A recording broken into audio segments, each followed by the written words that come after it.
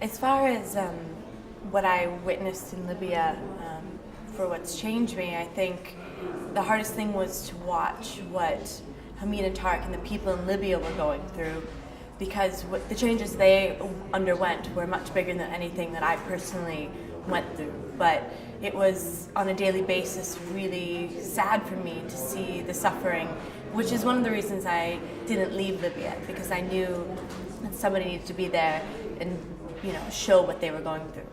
Well, I wasn't quite ready with my equipment that I would normally like to be now. I had one lens basically that I shot the whole film on and just a couple of cards.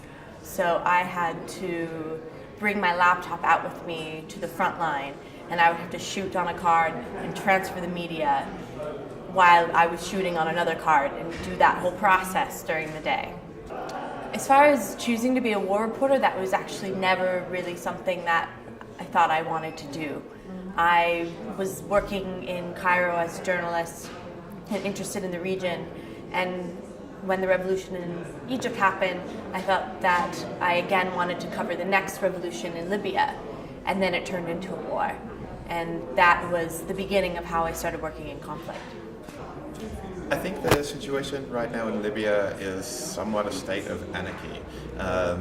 The Prime Minister has recently been forced to step down because one of the many militias that seem to control or rule the security of the country at the moment recently just tried to sell the country's oil to a North Korean, and they actually managed to fill the tanker ship, and it had to be intercepted by the US military and returned to the country. These militias, remnants of the